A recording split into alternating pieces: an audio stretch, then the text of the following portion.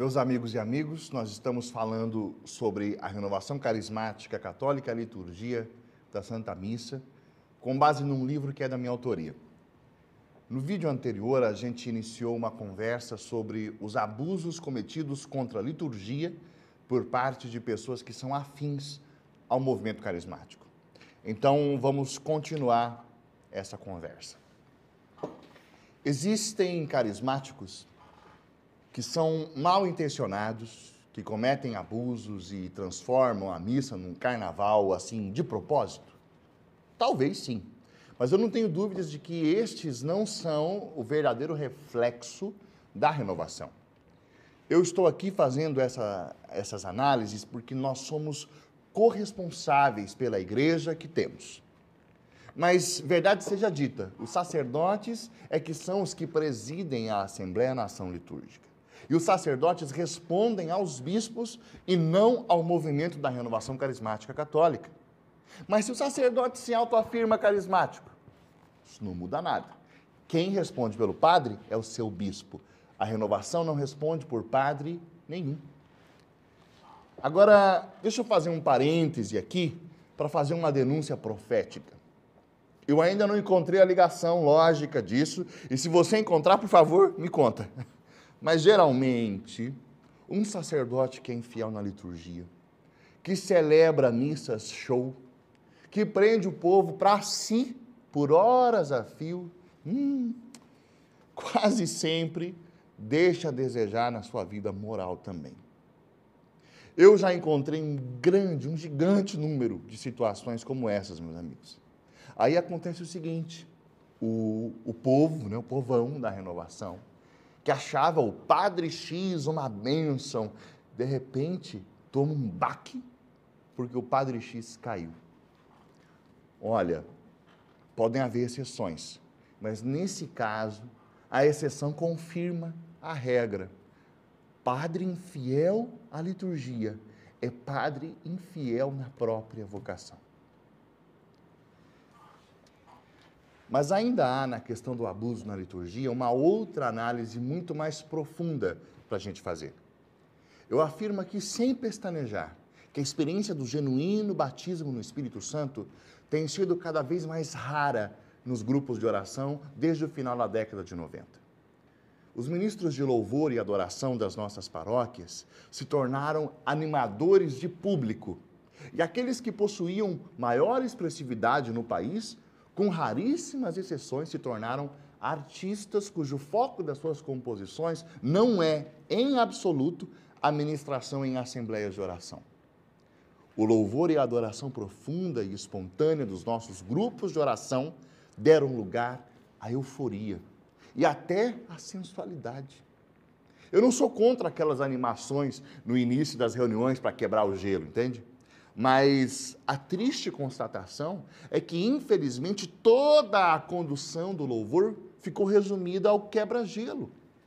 Da baderna superficial dos grupos de oração para a baderna da Santa Missa, meus amigos, é apenas um passo.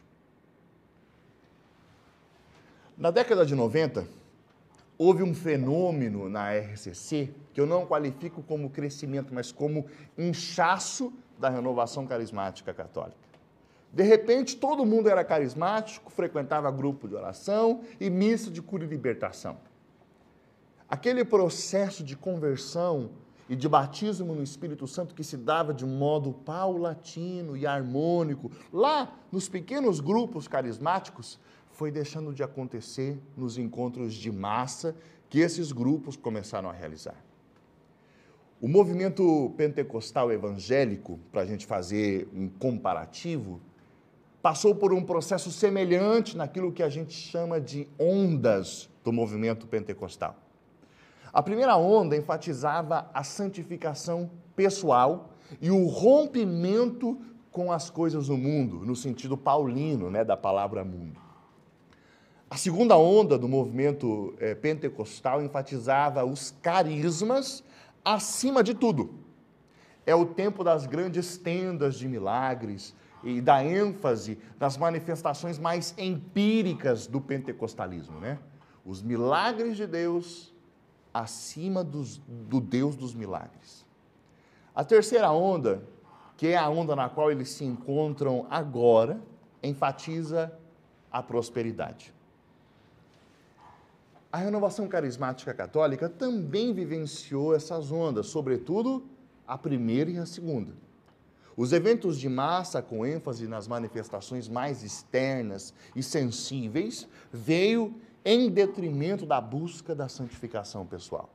Muitos líderes, ao perceberem isso, sentiram a necessidade de fundar comunidades de vida e aliança que pudessem conservar aquela experiência carismática autêntica dos inícios. E é por isso que a década de 90 foi marcada por uma eclosão de novas comunidades carismáticas. Isso numa análise mais sociológica, é claro. Não questiono o fato de que muitos tenham realmente recebido um carisma para fundar uma comunidade. Estou apenas fazendo uma análise sociológica. É evidente que eu estou generalizando aqui, né?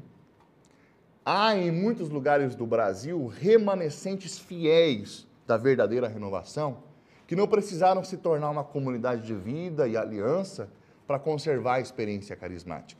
Mas precisamos reconhecer que o panorama geral é esse que a gente está descrevendo aqui.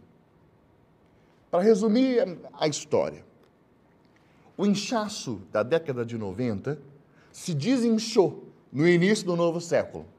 E a impressão de um esmorecer do movimento no Brasil foi e é muito nítida. Infelizmente, já se sente fulgores da terceira onda querendo invadir a nossa renovação. Já recebi notícias de líderes dando testemunhos do tipo: eu e minha esposa oramos, determinamos no reino espiritual e a graça aconteceu, nosso faturamento na empresa agora é tanto, etc, etc. Enfim, toda essa desorientação que enfatiza os milagres de Deus por sobre o Deus dos milagres e que transforma a experiência do louvor jubiloso e alegre em escola de samba, tem nos abusos litúrgicos apenas uma de suas várias manifestações, embora seja uma das mais graves. Como carismático que eu sou, estudioso do meu movimento, eu preciso honestamente reconhecer que a carência de uma formação litúrgica e sacramental no poder do Espírito Santo, coisa que nós poderíamos muito bem oferecer, porque é para isso que fomos levantados na igreja, pode ser considerada uma das maiores causas para a existência de católicos carismáticos que deixaram a totalidade da fé para irem às igrejas pentecostais evangélicas nos últimos anos. Para a gente finalizar, entender-se como corrente de graça, assumir a missão de ser rosto e memória de Pentecostes, permear a vida das comunidades paroquiais, retomar a experiência genuína do batismo no Espírito Santo, que gera um povo de louvor e adoração. Eis o que a gente deve fazer, e depressa. Eu estou convencido de que a identidade da renovação carismática católica, a sua natureza, que é o princípio da sua operação, não está em contradição, mas em perfeita harmonia com a tradição litúrgica bimilenar da Igreja Católica. Eu estou convencido de que, se formos o que temos de ser, lançaremos fogo sobre a terra, e que este fogo começa lá na sua paróquia, celebrando os mistérios da fé em vibrante liturgia. A partir de agora, a gente vai falar especificamente da harmonização do modus orandi do carismático e a liturgia. Até lá!